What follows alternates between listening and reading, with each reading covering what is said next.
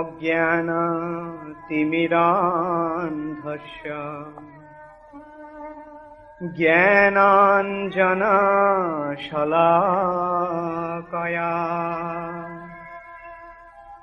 चक्षुरुन्मीलितं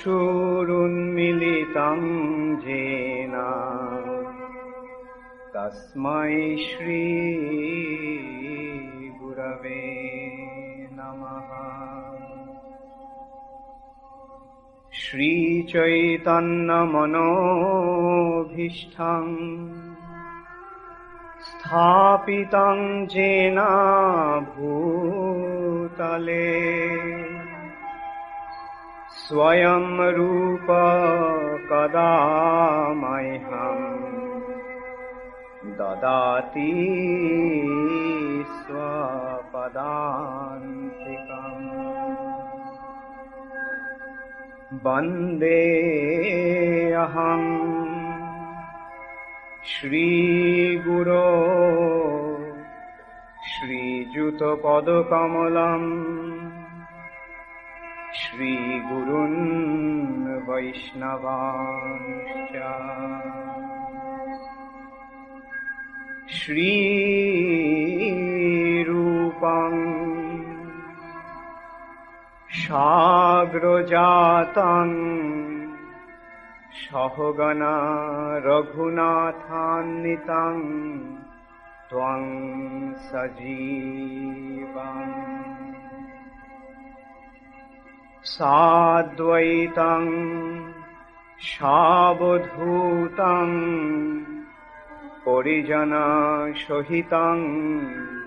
कृष्ण चैतन्यदेवं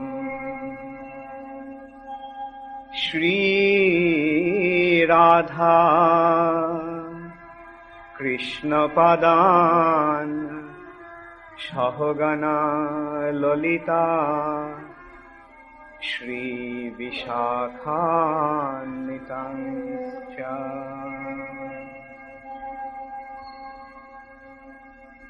नमस्तुते व्यास विशालबुद्धे फुल्लारविन्दायतपत्रनेत्र येन त्वया भारततैलपूर्णा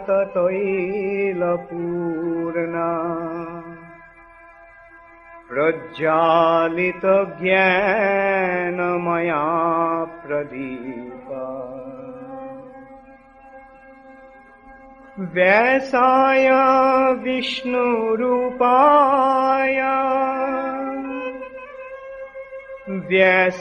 व्यासरूपाय विष्णवे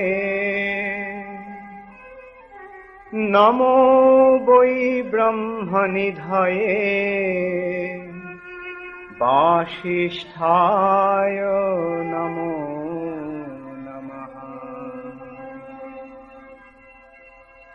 जं ब्रह्मा वरुणेन्द्र रुद्रमरुत स्तुन्वन्ति दिव्यैस्तवैः वेदैः साङ्गपदक्रमोपनिषदैः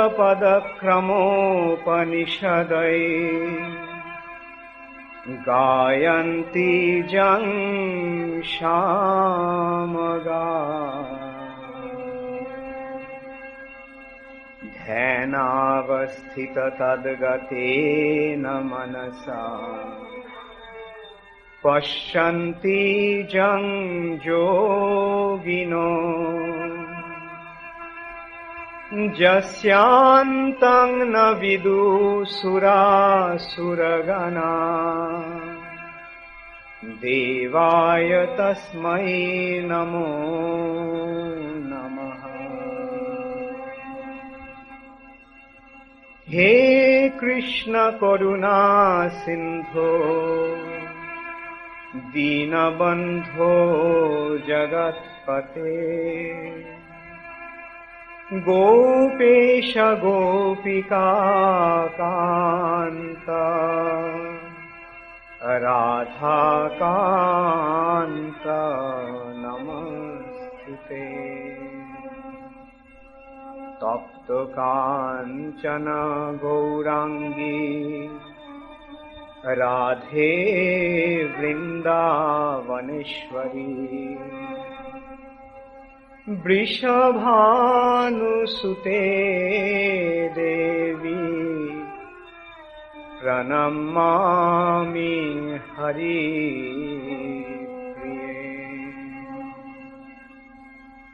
বাঞ্ছাকল্পতরুভ্যশ্চ কৃপা সিন্ধুভ্যেব চ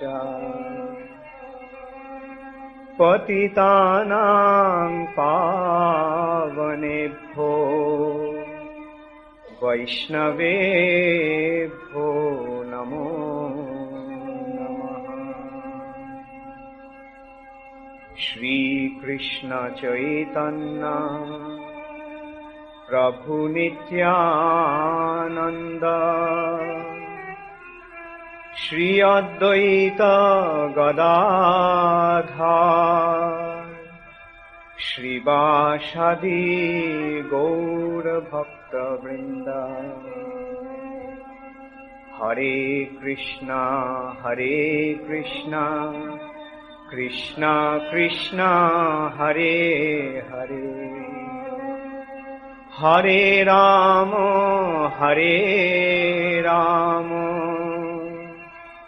রাম রাম হরে হরে।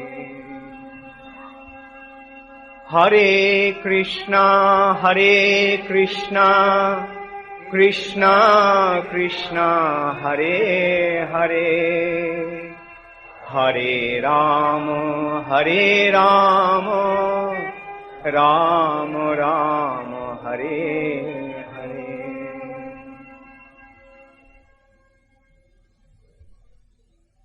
হরে কৃষ্ণ। সমস্ত বেদের সারমর্ম দুটি ধারায় প্রকাশিত হয়েছে। তার একটি হচ্ছে ভগবত গীতা এবং অন্যটি হচ্ছে শ্রীমদ্ ভাগবত। ভগবদ গীতা আর শ্রীমদ্ ভাগবত ভগবানের শ্রীমুখ নিঃসৃত বাণী ভগবদ গীতা, আর ভগবানের সম্বন্ধীয় বাণী শ্রীমদ্ ভাগবত। ভগবদ গীতায় শ্রীকৃষ্ণ স্বয়ং সমস্ত বেদের সারাতিসার বিশ্লেষণ করেছেন, যেই সম্পর্কে গীতা মাহাত্ম্যে বলা হয়েছে, সর্ব উপনিষদ গাব দগ্ধা গোপাল নন্দন পার্থ বৎস সুধীর ভোক্তা গীতা দুগ্ধামৃতম মহৎ। উপনিষদ রূপী গাভীকে গোপাল কৃষ্ণ দহন করলেন অর্জুন রূপী বৎসকে নিমিত্ত করে, আর সেই উপনিষদ রূপী গাভী থেকে যে দুগ্ধামৃত নিঃসৃত হল তা হচ্ছে ভগবদ গীতা। এবং সেই ভগবদ গীতায় গীতার মূল উদ্দেশ্য বা সমস্ত বেদের মূল উদ্দেশ্য বিশ্লেষণ করে ভগবান স্বয়ং বললেন, বেদৈশ্চ সর্বৈর অহমেব বেদ্য। সমস্ত বেদের মধ্যে একমাত্র বেদ্য বা জ্ঞাতব্য বিষয় হচ্ছে আমি, অর্থাৎ শ্রী কৃষ্ণ। সমস্ত বেদের উদ্দেশ্য সেই পরমেশ্বর ভগবান শ্রীকৃষ্ণকে জানিয়ে দেওয়া। গীতায় ভগবান নিজেই নিজের স্বরূপ বিশ্লেষণ করলেন এবং গীতার যেখানে শেষ হলো সেখান থেকে শুরু হলো শ্রীমদ্ ভাগবতে। ভগবান নিজে নিজের কথা বলছেন, তাই স্বাভাবিকভাবেই তার সংকোচ হয়েছে। তাই তিনি স্পষ্ট করে তিনি নিজের পূর্ণ মহিমা ব্যক্ত করেননি। কিন্তু শ্রীমদ্ ভাগবতে যেখানে ভগবানের ভক্তেরা ভগবানের মহিমা কীর্তন করছেন, সেখানে তারা কোনো রকম বাধা, কোনো রকম সংকোচ করেননি। পক্ষান্তরে তারা মুক্ত কণ্ঠে ভগবানের মহিমা কীর্তন করে গেছে। গীতার যেখানে শুরু সেখানে ভাগবতের, গীতার যেখানে সমাপ্তি সেখানে ভাগবতের শুরু, সেই কথাটি বলার উদ্দেশ্য হচ্ছে এই যে গীতায় ভগবত গীতায় ভগবানের অন্তিম উপদেশ হচ্ছে সর্বধর্মান পরিত্যজ্য মাম একম শরণং ব্রজ। সমস্ত ধর্ম, তথাকথিত যত সমস্ত ধর্ম, সেই সমস্ত ধর্ম পরিত্যাগ করে কেবল আমার শরণাগত হও। কেননা প্রকৃত ধর্ম হচ্ছে ভগবানের শরণাগত হও। ভগবানের শরণাগতি ব্যতীত যে সমস্ত তথাকথিত ধর্ম, সেগুলি ধর্ম নয়, সেগুলিকে বলা হয়েছে কৈতব ধর্ম। এবং শ্রী চৈতন্য চরিতামৃততে সে সম্বন্ধে বলা হচ্ছে, পৃথিবীতে যত কিছু ধর্ম নামে চলে, ভাগবতে কহে তাহা পরিপূর্ণ ছলে। পৃথিবীতে যত কিছু ধর্ম নামে চলছে সেগুলি ভাগবতে বলা হচ্ছে সেগুলি ছলনায় পরিপূর্ণ, কপটতায় পরিপূর্ণ। তাই ভাগবতের প্রথম শ্লোকেই বলা হচ্ছে, ধর্ম প্রজ্জিত কৈতব অত্র পরম নির্মৎসরানাম শতাম বেদ্যং বাস্তবমত্র বস্তু শিবদম তাপত্রয়ন উন্মূলনম।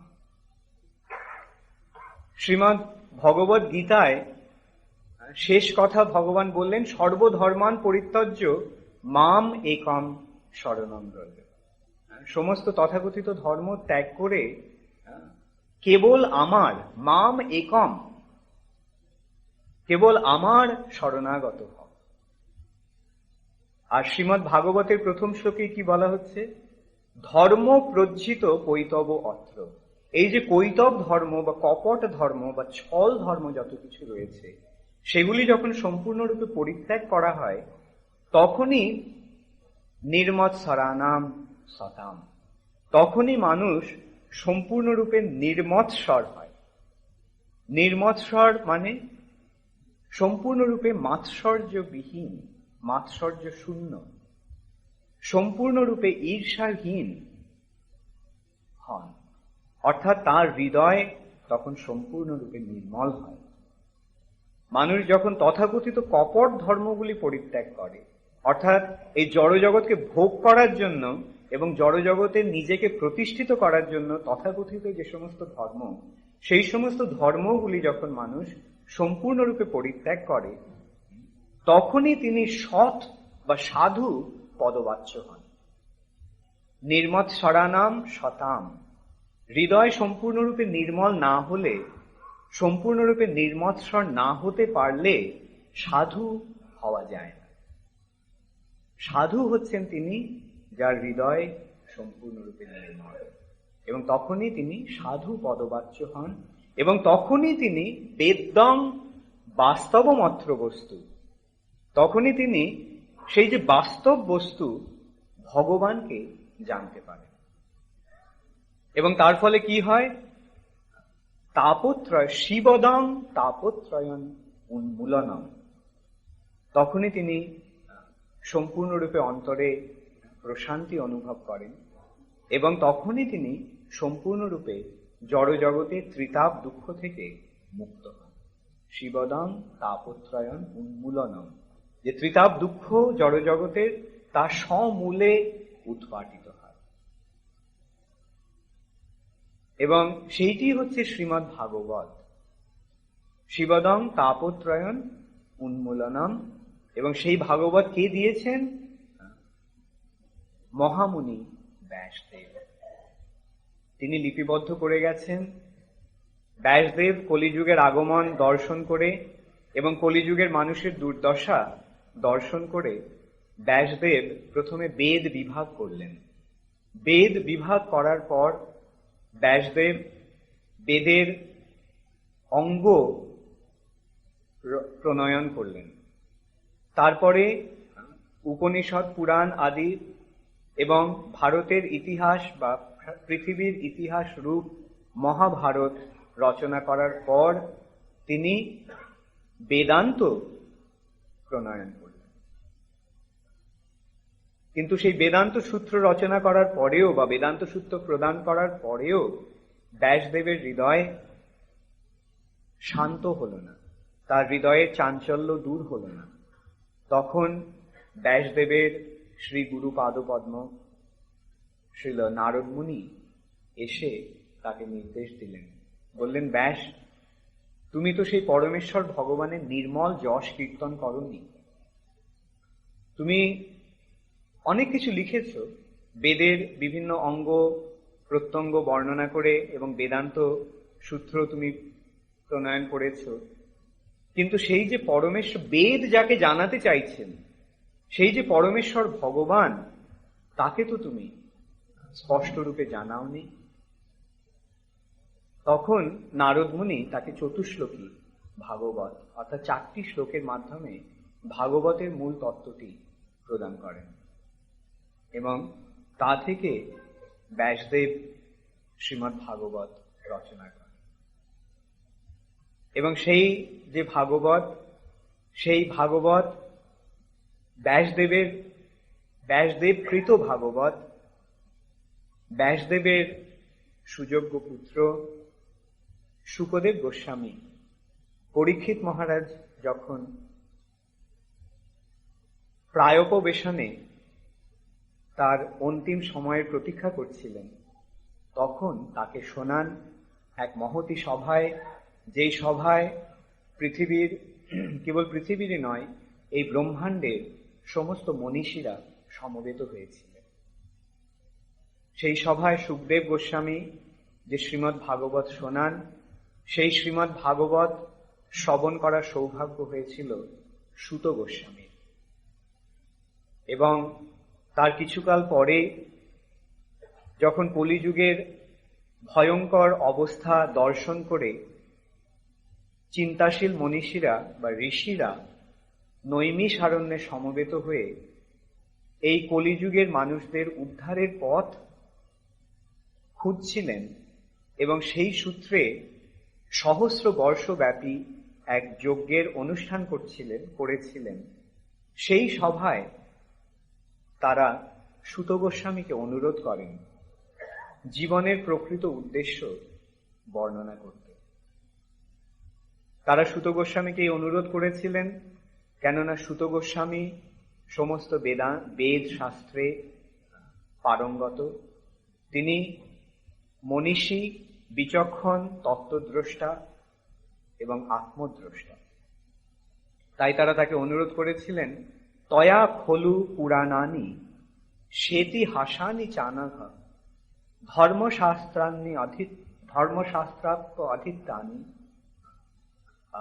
ধর্মশাস্ত্রানি আখ্যাত্তান্না পথিতানি ধর্মশাস্ত্রানি জান্যত।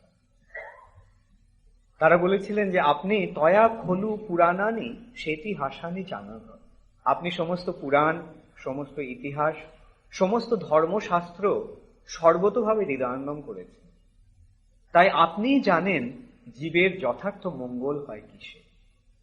তখন সেই মহতী সভায় সুত গোস্বামী পুনরায় শ্রীমদ্ ভাগবত শুনিয়েছিলেন, যা তিনি শুকদেব গোস্বামীর কাছে পূর্বে শ্রবণ করেছিলেন।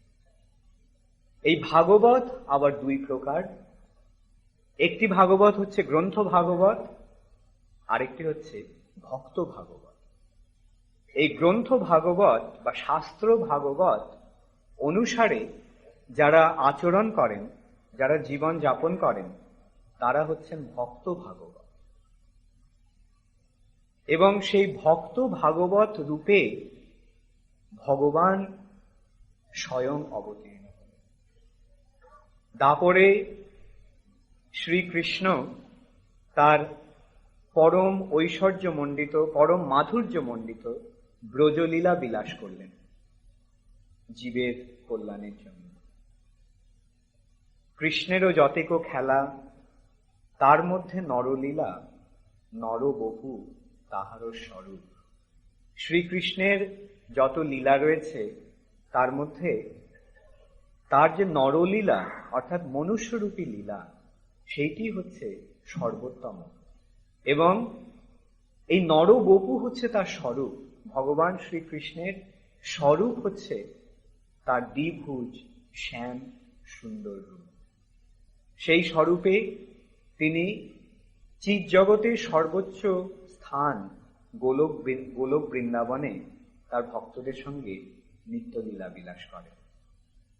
সেই স্বরূপে তিনি ব্রহ্মার এক দিনে অর্থাৎ 2000 চতুর্যুগে একবার আসেন এই পৃথিবীতে। অর্থাৎ সত্য, ত্রেতা, দাপর এবং কলি, এই 4টি যুগের সমন্বয়ে একটি দিব্য যুগ। এবং সেই সহস্র দিব্য যুগে ব্রহ্মার এক দিন এবং সেই অনুসারে ব্রহ্মার এক রাত্রি। অর্থাৎ 2000 দিব্য যুগ বা চতুর্যুগে ব্রহ্মার এক দিন এক রাত্রি। তার মধ্যে ভগবান তার স্বরূপে একবার আগমন করেন অষ্টবিংশতি চতুর্যুগে। সেই আবির্ভাবেই তিনি তার বৃন্দাবন লীলা প্রকাশ করেন, ব্রজলীলা প্রকাশ করেন। এবং সেই লীলার পরবর্তী, সেই দাপরের পরে যে কলিযুগ, সেই কলিযুগে ভগবান শ্রীকৃষ্ণ স্বয়ং ভক্তরূপে শ্রীকৃষ্ণ চৈতন্য মহাপ্রভু রূপে আবির্ভূত হন। সেই শ্রী চৈতন্য মহাপ্রভু যে লীলা করে গেছেন সেইটি হচ্ছে পরিপূর্ণ ভাগবত লীলা। শ্রীমদ্ ভাগবতে যা বর্ণিত হয়েছে, ভক্তরূপে শ্রী চৈতন্য মহাপ্রভু তা আচরণ করে গেছে। ভগবান স্বয়ং দাপরে ভগবত গীতা গান করার মাধ্যমে, ভগবত গীতার মাধ্যমে তার স্বরূপ প্রকাশ করলেন। এবং তার পরবর্তী কলিতে সেই ভগবানই স্বয়ং বলে গেলেন যে সেই কৃষ্ণ হচ্ছেন ভগবান। দাপরে কৃষ্ণ নিজে এসে বললেন আমি ভগবান, আর কলিতে সেই শ্রীকৃষ্ণ কৃষ্ণ চৈতন্য মহাপ্রভু রূপে আবির্ভূত হয়ে বলে গেলেন ওই কৃষ্ণ হচ্ছেন ভগবান। এবং সেইভাবে এই কলিযুগের মানুষকে শিক্ষা দিলেন শ্রী চৈতন্য মহাপ্রভু কিভাবে ভগবত ভক্ত হতে হয়। কেননা এই কলিযুগ কপটতায় পরিপূর্ণ। এই কলিযুগে ধর্মের নামে অধর্মের আচরণ প্রবলভাবে প্রকাশ পায়। এই কলিযুগ হচ্ছে অধর্মের যুগ। এই যুগে ধর্মকে বিদায় দিয়ে কলি তার সখা অধর্মকে প্রতিষ্ঠা করবে বা করতে চায়। তাই ভগবান স্বয়ং সংকীর্তন যজ্ঞের মাধ্যমে সেই কলির প্রভাবকে প্রতিহত করেন। সেই উদ্দেশ্যে শ্রী চৈতন্য মহাপ্রভু এসেছেন। আজকে সেই ভাগবত আলোচনার সূত্রে আমরা শ্রী চৈতন্য মহাপ্রভুর কথাই আলোচনা করব। সেই আলোচনার শুরুতে আমরা শ্রী চৈতন্য মহাপ্রভুর মহিমা কীর্তন করে একটি গান সকলে মিলে গাইব। আপনারা আশা করি গানের অনুলিপিটি পেয়েছেন।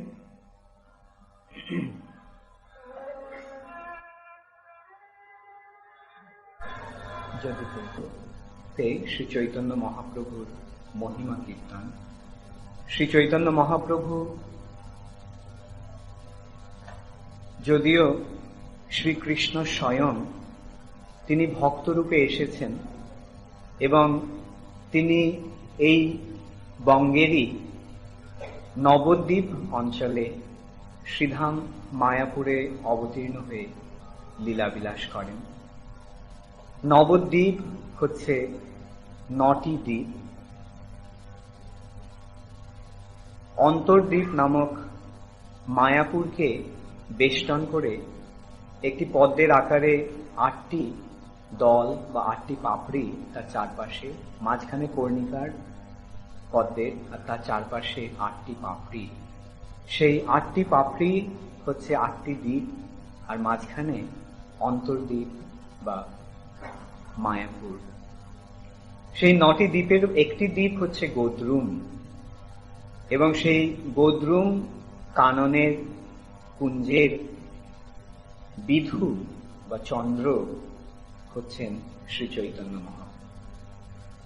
তাই তিনি বলছেন, যদি তে হরি পাদ সরোজ সুধা, যদি তুমি শ্রী হরির, পরমেশ্বর ভগবান শ্রীকৃষ্ণের শ্রীপাদ পদ্মের সুধা অমৃত আস্বাদন করতে চাও, পরিহৃত্য গৃহং কলি ভাবময়ম, যে কলির ভাবে পূর্ণ বা কপটতা, ছলনা, পাপাচারে পরিপূর্ণ এই যে কলিযুগের প্রভাব সমন্বিত যে গৃহ, সেই গৃহের আসক্তি পরিত্যাগ করে ভজ গোদ্রুম ও কানন কুঞ্জ বিধু, গোদ্রুম রূপ কাননের কুঞ্জের বিধু বা চন্দ্রের ভজনা করো, অর্থাৎ শ্রী চৈতন্য চন্দ্রের ভজনা করো।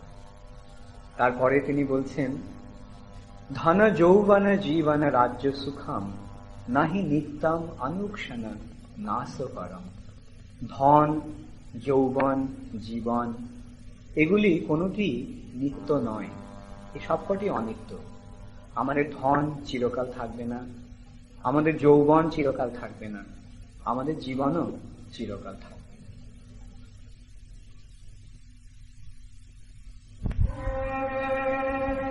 গোরা গুণ গাও শুনি, গোরা গুণ গাও শুনি, বহু পুণ্য ফলে সোপহু মিলল প্রেম পরশ ভূমি।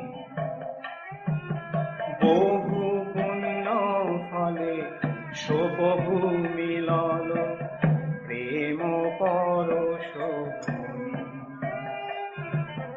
গোরা গুণ গাও শুনি।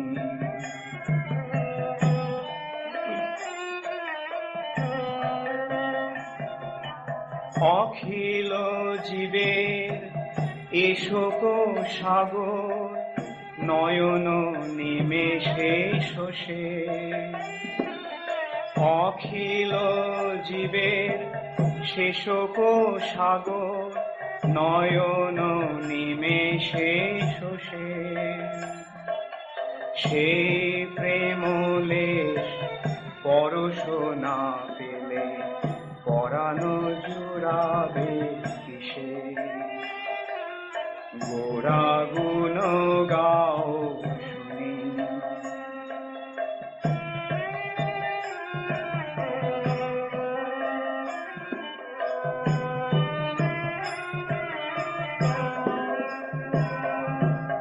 অরুণ নয়নে বরুণ আলয় করুণায় নিরীক্ষণে। অরুণ নয়নে বরুণ আলয় করুণায় নিরীক্ষণে। মধুর আলাপে আখরে আখরে সুধাধারা বরিশানে। গোরা গুণ গাও শুনি।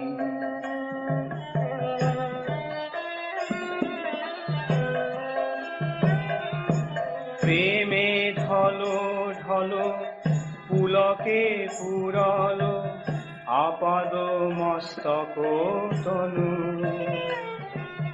প্রেমে ঢলো ঢলো পুলকে পুরল আপাদ মস্তক তনু।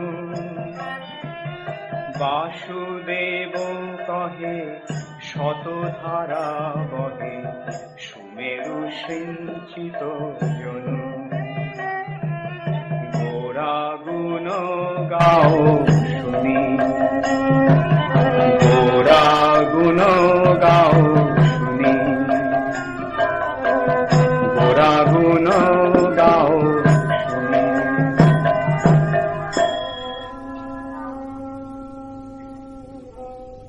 শ্রী চৈতন্য মহাপ্রভুর আরেকটি নাম হচ্ছে গৌরাঙ্গ। তাকে আদর করে সকলে ডাকে গোরা, গৌরচন্দ্র বা গোরাচাঁদ। বাসুদেব ঘোষ বলছেন, গোরা গুণ গাও শুনি। সেই শ্রী চৈতন্য মহাপ্রভুর মহিমা কীর্তন করো। তিনি বহু পুণ্য ফলে জীব সেই চৈতন্য মহাপ্রভুর কৃপা লাভ করেছে এবং শ্রী চৈতন্য মহাপ্রভু তিনি নিমেষের মধ্যে সমস্ত জীবের দুঃখের অবসান করেন। অখিল জীবের এশোক সাগর নয়ন নিমেষে শোষে। এক নিমেষের মধ্যে তিনি যে সমস্ত মানুষের দুঃখ রূপ যে ভব সমুদ্র, সেই সমুদ্র তিনি শোষণ করে নেন। অখিল জীবের এশোক সাগর নয়ন নিমেষে শোষে। ওই প্রেমলেশ পরশ না পেলে পরানো জুড়াবে কিসে। সেই যে কৃষ্ণ প্রেম শ্রী চৈতন্য মহাপ্রভু দান করেছেন, সেই প্রেমের লেশ কণিকা যদি আমরা লাভ করতে না পারি, তাহলে আমাদের প্রাণ জুড়াবে কি করে। অরুণ নয়নে বরুণ আলয় করুণায় নিরীক্ষণে। তার রক্তিম কৃষ্ণ প্রেমে তার চক্ষু দুটি আরক্তিম এবং সেই চোখ দুটি যেন বরুণের আলয়। সেই চোখ থেকে অনর্গল ধারায় অশ্রু ঝরে পড়ছে, তাই তা যেন বরুণের আলয়। এবং সেই চোখ, সেই নয়নে তিনি করুণাপূর্বক কৃপাপূর্বক সব জীবের প্রতি দৃষ্টিপাত করছেন। অরুণ নয়নে অরুণ নয়নে বরুণ আলয় করুণায় নিরীক্ষণে। এবং তিনি মধুর আলাপে আখরে আখরে সুধা ধারা বরিশনে। তিনি তার শ্রীমুখ থেকে যে বাণী নিঃসৃত হচ্ছে, তার প্রতিটি অক্ষর যেন অমৃতের ধারা বর্ষণ করছে। প্রেমে ঢল ঢল পুলকে পুরল আপাদ মস্তক তনু। তিনি কৃষ্ণ প্রেমে, কৃষ্ণ প্রেমানন্দে তার শ্রী অঙ্গ, তার প্রতিটি অঙ্গ পুলকিত।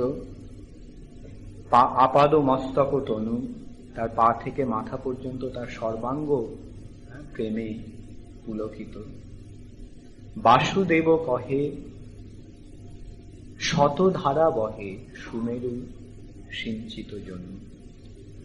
বাসুদেব ঘোষ বলছেন যে সেই সুমেরু পর্বত সদৃশ যে সোনার অঙ্গ, সেই অঙ্গ থেকে শত শত ধারায় অমৃত নিঃসৃত হচ্ছে। এইভাবে শ্রী চৈতন্য মহাপ্রভুর ভক্তেরা শ্রী চৈতন্য মহাপ্রভুর মহিমা কীর্তন করে গেছেন। শ্রী চৈতন্য মহাপ্রভু যে কে, তা ভক্তের দৃষ্টিতে বা ভক্তের মাধ্যমে অথবা ভক্তের কৃপা ছাড়া কখনো হৃদয়ঙ্গম করা যায় না। শ্রী চৈতন্য মহাপ্রভু এই বঙ্গভূমিতে অবতীর্ণ হয়ে এই বাংলাদেশকে এবং সমগ্র বাঙালি জাতিকে ধন্য করে গেছেন। দাপরে শ্রীকৃষ্ণের লীলাভূমি বৃন্দাবন। তাই বৃন্দাবন হচ্ছে ধাম। কিন্তু এই কলিযুগে শ্রীকৃষ্ণ চৈতন্য মহাপ্রভুর লীলাভূমি হচ্ছে নবদ্বীপ।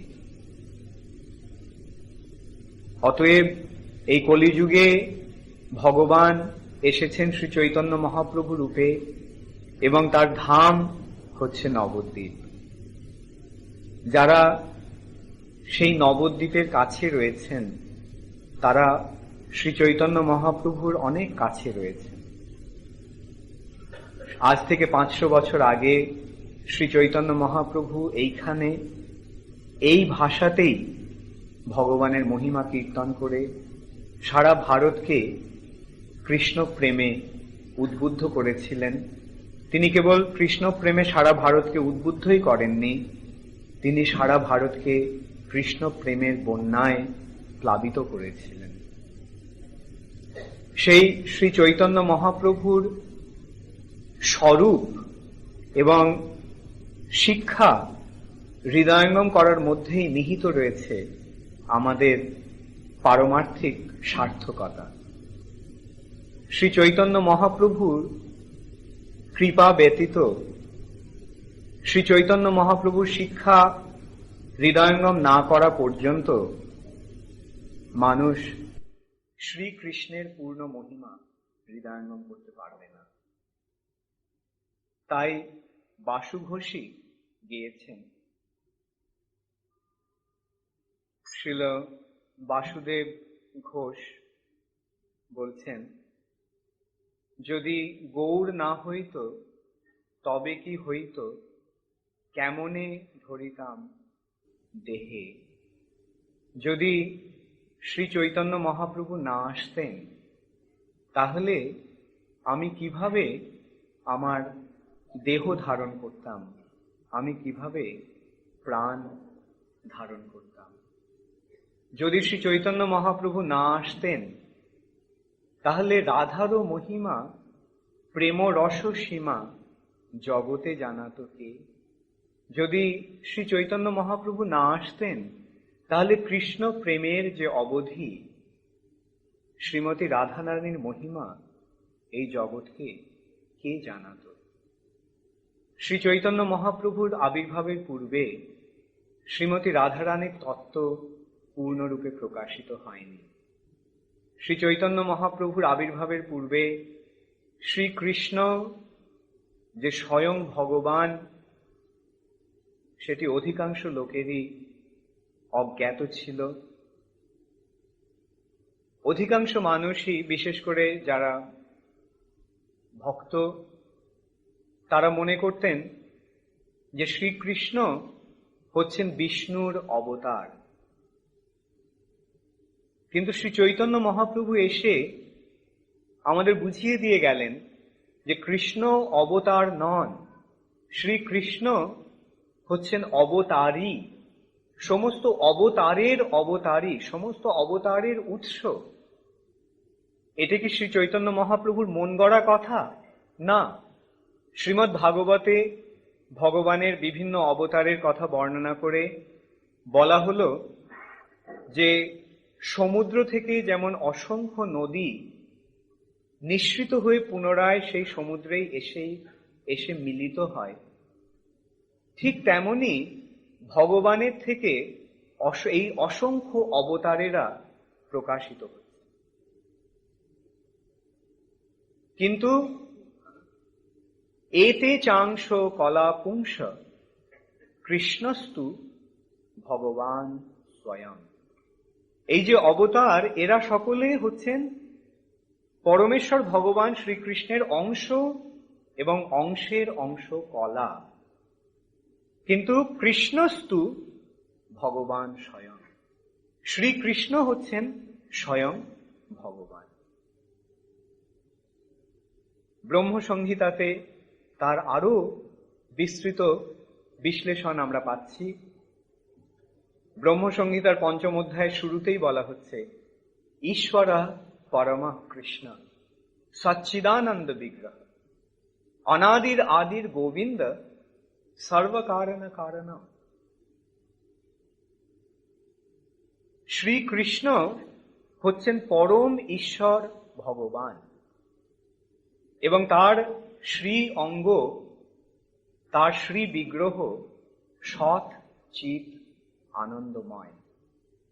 তিনি হচ্ছেন অনাদির আদি গোবিন্দ, এবং তিনি হচ্ছেন সর্বকারণের পরম কারণ। সর্বকারণের বলতে বোঝানো হচ্ছে যে অবতারদেরও তিনি হচ্ছেন কারণ। সর্বকারণ কারণ। কৃষ্ণের থেকেই সমস্ত অবতারেরা প্রকাশিত হচ্ছেন। কিভাবে, তাও শ্রীমদ্ ভাগবতেই বর্ণিত হয়েছে। শ্রীকৃষ্ণের প্রথম প্রকাশ হচ্ছেন বলদেব, বলরাম। সেই বলরাম থেকে আদি চতুর্ভুজ বাসুদেব, শঙ্কর্ষণ, প্রদ্যুম্ন, অনিরুদ্ধ, দ্বারকার। সেই মূল শঙ্কর্ষণ থেকে প্রকাশিত হচ্ছেন সমস্ত বৈকুণ্ঠের নারায়ণগণ, এবং এই নারায়ণের অংশ হচ্ছেন বৈকুণ্ঠের শঙ্কর্ষণ, বৈকুণ্ঠের চতুর্ভুজের শঙ্কর্ষণ। তার থেকে প্রকাশিত হচ্ছেন কারণোদকশায়ী বিষ্ণু। সেই কারণোদকশায়ী বিষ্ণু থেকে প্রকাশিত হচ্ছেন গর্ভোদকশায়ী বিষ্ণু, এবং সেই গর্ভোদকশায়ী বিষ্ণু থেকে প্রকাশিত হচ্ছেন ক্ষীরোদকশায়ী বিষ্ণু। এইভাবে সমস্ত তত্ত্ব বর্ণিত হলেও শ্রী চৈতন্য মহাপ্রভুর কাছে আবির্ভাবের পূর্বে এই তত্ত্ব পূর্ণরূপে প্রকাশিত হয়নি মানুষের কাছে, সাধারণ মানুষের কাছে। সেই ব্রহ্মসংহিতাতেই, ব্রহ্মসংহিতা মানে হচ্ছে, ব্রহ্মসংহিতা হচ্ছে ব্রহ্মার বর্ণনায় যে কৃষ্ণের মহিমা প্রকাশিত হয়েছে। ব্রহ্মা নিজে যে কৃষ্ণের মহিমা বর্ণনা করেছেন তা হচ্ছে ব্রহ্মসংহিতা।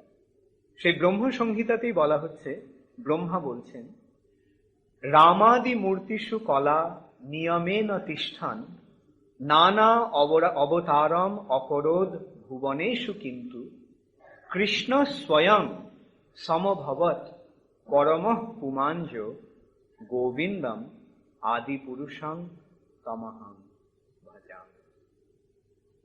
রামাদি মূর্তিষু, রাম, নৃসিংহ, বরাহ, কূর্ম আদি যে লীলা অবতার বা বিভিন্ন অবতারেরা, রামাদি মূর্তিষু কলা নিয়মে ন তিষ্ঠান, তারা হচ্ছেন সেই কৃষ্ণের অংশের অংশ।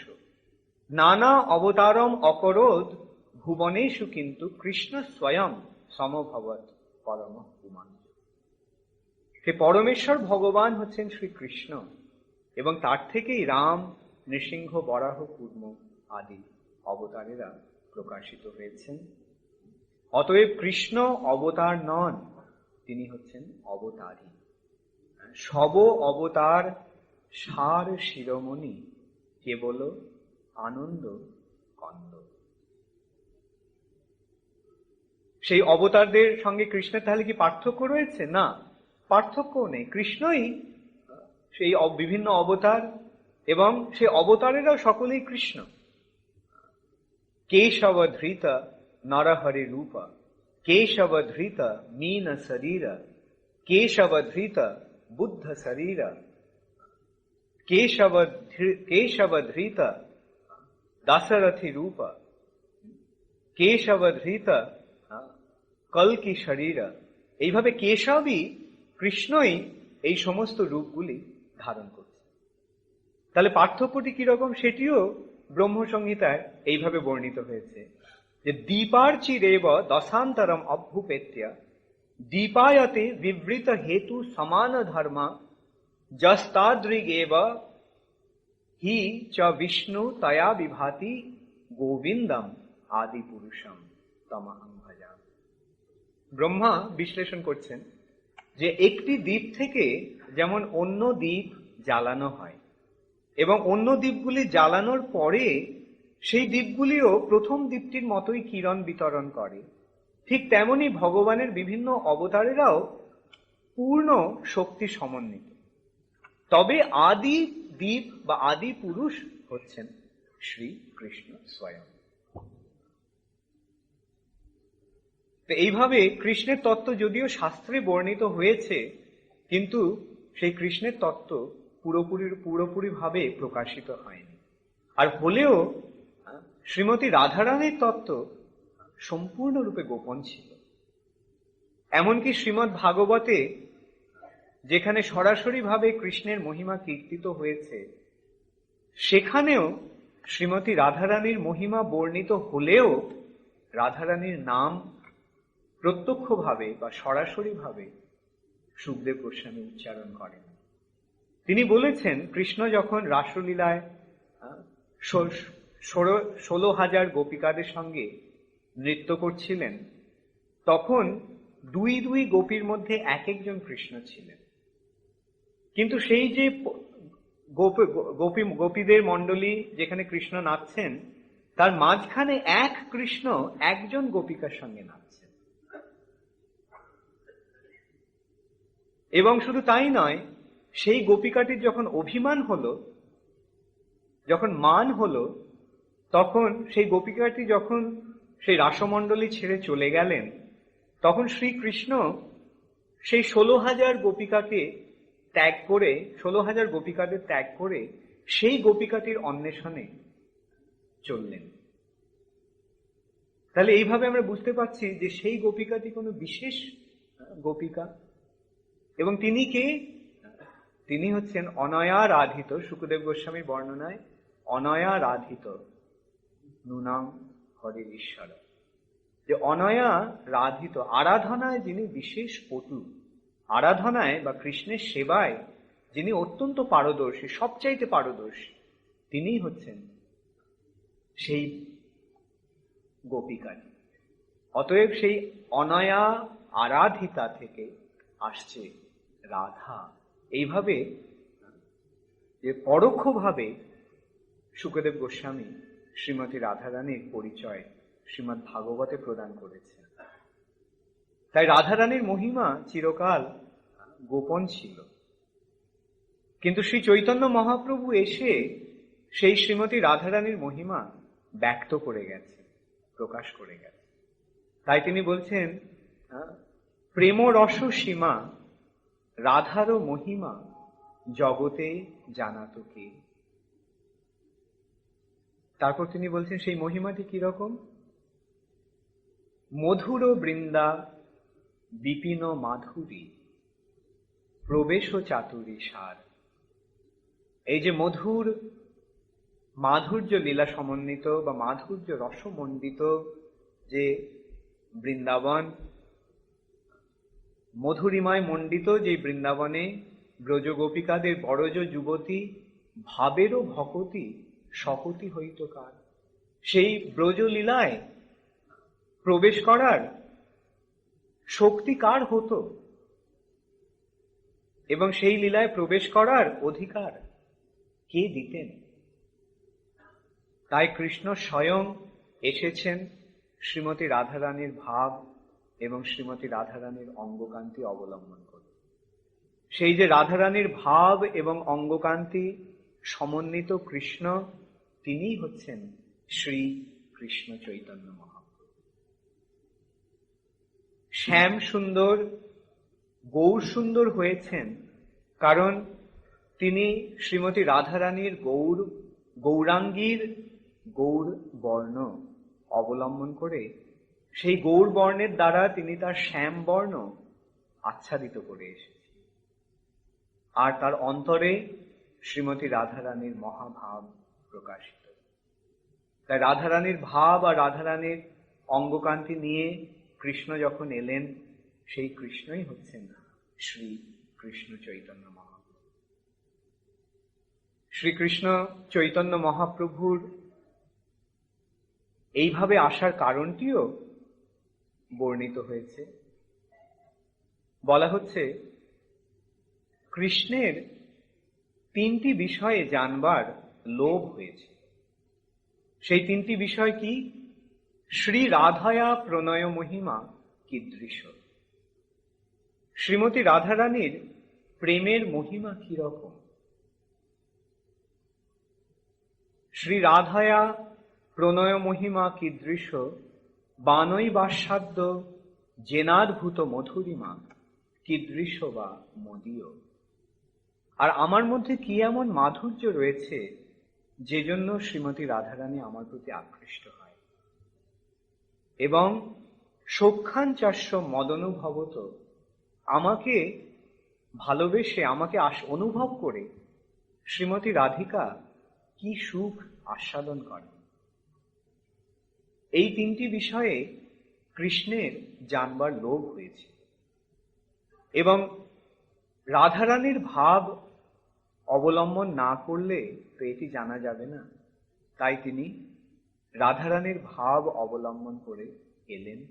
সেই যে রাধা ভাবোদ্যুতি সুবলিতা, সেই কৃষ্ণই হচ্ছেন শ্রী চৈতন্য মহাপ্রভু। শ্রীকৃষ্ণ এবং শ্রী রাধিকার মধ্যে কোনো পার্থক্য নেই। কৃষ্ণ শক্তিমান আর শ্রীমতী রাধিকা তার শক্তি, লাদিনী শক্তির মূর্তিমতি প্রকাশ। যেই সূত্রে শক্তি এবং শক্তিমান অভেদ, সেই সূত্রে রাধা এবং কৃষ্ণ অভিন্ন। রাধা কৃষ্ণ প্রণয় বিকৃতির লাদিনী শক্তি। শ্রীমতী রাধারানী হচ্ছেন শ্রীকৃষ্ণের প্রণয় রূপী, প্রেম রূপী লাদিনী শক্তির মূর্তিমতি প্রকাশ। শ্রী রাধা কৃষ্ণ প্রণয় বিকৃতির লাদিনী শক্তির অস্মাদ একাত মানব অপি ভুবি পুরা দেহ ভেদাঙ্গত। রাধা কৃষ্ণ এক হলেও পূর্বে তারা ভিন্ন দেহ ধারণ করেছে, দুই হয়েছিলেন, এক তত্ত্ব দুই হয়েছিলেন। ভুবি পুরা দেহ ভেদং গতৌত চৈতন্যাক্ষং প্রকট মধুনা তদ্বয়ং চৈক্যমাপ্তং রাধা ভাবোদ্যুতি সুবলিতং নৌমি কৃষ্ণস্বরূপম। যে সেই রাধারানী এবং কৃষ্ণ যারা পূর্বে দুই তনু গ্রহণ করেছিলেন, তারা সম্প্রতি আবার একীভূত হয়েছেন। সেই তাদের যে একীভূত রূপ, তাদের যে দুই আবার এক হয়ে যাওয়ার যে রূপ, সেটি কি? রাধা ভাবোদ্যুতি সুবলিতং নৌমি কৃষ্ণ স্বরূপম। শ্রীমতী রাধারানীর ভাব এবং শ্রীমতী রাধারানীর অঙ্গকান্তি সমন্বিত যে কৃষ্ণ, তিনিই হচ্ছেন শ্রী চৈতন্য মহাপ্রভু। রাধারানীর ভাব মহাভাব স্বরূপিণী রাধা ঠাকুরানী। সেই মহাভাব ভাব স্বরূপিণী যে রাধারানী, তার ভাব নিয়ে যখন কৃষ্ণ এলেন, তার মানে রাধারানী পূর্ণরূপেই কৃষ্ণের সঙ্গে একীভূত হয়ে এলেন। এবং তিনিই হচ্ছেন শ্রী চৈতন্য মহাপ্রভু। এবং তিনি এসে রাধা ভাবে বিভাবিত কৃষ্ণ, তিনি রাধা ভাবে বিভাবিত হয়ে কৃষ্ণ নিজে হা কৃষ্ণ হা কৃষ্ণ করছেন। রাধার ভাব নিয়ে তিনি আস্বাদন করছেন রাধারানীর প্রেমের মহিমা কি রকম, তার মধ্যে কি এমন মাধুরিমা রয়েছে যে জন্য শ্রীমতী রাধারানী তার প্রতি আকৃষ্ট হন, এবং তাকে অনুভব করে শ্রীমতী রাধারানী কি সুখ আস্বাদন করেন। তাই সেই কৃষ্ণই বলছেন, কাহা যাও কাহা পাও ব্রজেন্দ্র নন্দন, ব্রজেন্দ্র নন্দন বিনা ফাটে মর্ম। যে আমার হৃদয় বিদীর্ণ হচ্ছে সেই ব্রজেন্দ্র নন্দনের অদর্শনে। সেই কৃষ্ণই কৃষ্ণ ভক্ত হয়ে এসেছেন। তিনি শ্রী চৈতন্য মহাপ্রভু। এবং এইভাবে রাধা ভাবে বিভাবিত হয়ে তিনি যে কৃষ্ণ প্রেম, যেই কৃষ্ণ প্রেম ব্রহ্মারও দুর্লভ, শিবেরও দুর্লভ, এমনকি নারায়ণের বক্ষ বিলাসিনী লক্ষ্মীরও দুর্লভ, সেই ব্রজ প্রেম তিনি কোনো যোগ্যতার অযোগ্যতার বিচার না করে জাতি ধর্ম নির্বিশেষে সকলকে দান করছে। তাই বাসুদেব ঘোষ বলছেন যে বড়জ যুবতী ভাবেরও ভকতি শপথি হইত কার।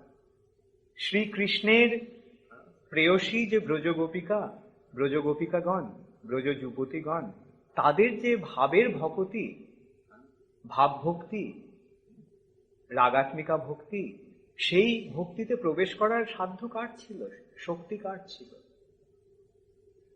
তাই তিনি বলছেন, গাও গাও পুন গৌরাঙ্গের গুণ, সরল করিয়া মন, এ ভব সাগরে এমন দয়াল, না দেখিয়ে একজন। সেই চৈতন্য মহাপ্রভুর মহিমা কীর্তন করো, হৃদয়কে নির্মল করে, হৃদয়কে স্মরণ করে মহাপ্রভুর মহিমা কীর্তন করো, মহাপ্রভুর অনুগত হও, মহাপ্রভুর ভক্ত হও এবং মহাপ্রভুর যশ কীর্তন করো, মহিমা কীর্তন করো। কেননা এ ভব সাগরে এমনও দয়াল, না দেখিয়ে একজন। যে এই ভব সমুদ্রে এরকম দয়ালু তো আর কাউকে দেখতে পাই না। তাই ভগবান যখন ভক্তরূপে আসেন তখনই তার কৃপার পূর্ণ প্রকাশ হয়। তাই শ্রী চৈতন্য মহাপ্রভুকে বলা হয়েছে মহাবদান্য। শ্রীল রূপ গোস্বামী বলছেন, নমো মহাবদান্নায় কৃষ্ণ প্রেম প্রদায়তে, কৃষ্ণায় কৃষ্ণ চৈতন্য নামনে গৌরত্তিষে নম। আমি সেই মহাবদান্য শ্রী কৃষ্ণ চৈতন্য মহাপ্রভুকে প্রণতি নিবেদন করি, কেননা তিনি কৃষ্ণ স্বয়ং, তিনি শ্রীকৃষ্ণ চৈতন্য মহাপ্রভু রূপে এসে কৃষ্ণ প্রেম বিতরণ করেছেন। যেই প্রেম কেবল এই জগতেই নয়, চিৎ জগতেও দুর্লভ। সেই সূত্রে কত কৃষ্ণ প্রেম যে কত দুর্লভ তা একটি সংক্ষিপ্ত ঘটনার মাধ্যমে আমরা বুঝতে পারি। লক্ষ্মী দেবী যখন ব্রজগোপিকাদের সঙ্গে শ্রীকৃষ্ণের লীলাবিলাসের কথা শুনলেন, তখন তারও বাসনা হয়েছিল কৃষ্ণের ব্রজলীলায় প্রবেশ করার। তার সেই বাসনা তিনি যখন ব্যক্ত করেছিলেন, তখন শ্রী হরি তাকে বলেছিলেন যে তুমি যদি সেই ব্রজলীলাতে প্রবেশ করতে চাও, তাহলে ব্রজ গোপীদের আনুগত্যে তোমাকে সেখানে প্রবেশ করতে হবে।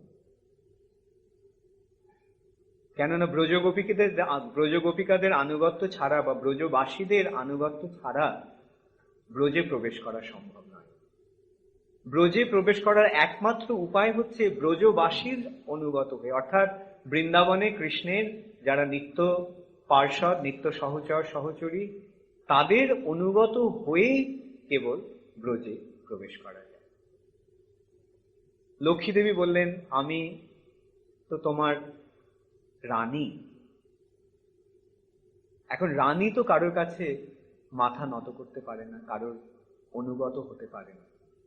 তাহলে আমি কিভাবে সেই রানী, তোমার রানী হয়ে আমি কিভাবে ব্রজগোপিকাদের কাছে মাথা নিচু করব? নারায়ণ বললেন, তাহলে তুমি ব্রজে প্রবেশ করতে পারবে না। তখন লক্ষ্মী দেবী কঠোর তপস্যা শুরু করলেন। অবশেষে কৃষ্ণ তার কাছে এসে জিজ্ঞাসা করলেন, লক্ষ্মী তুমি কেন এইভাবে তপস্যা করছো? লক্ষ্মী যখন তার মনের কথা তাকে বললেন, তখন কৃষ্ণ তার সেই মনোবাঞ্ছা পূর্ণ করলেন। কিভাবে? লক্ষ্মী দেবীকে তার বক্ষে ধারণ করলেন। আর না, কৃষ্ণের বক্ষে বিরাজ করছেন যে লক্ষ্মী দেবী, তিনি হচ্ছেন শ্রীবৎস।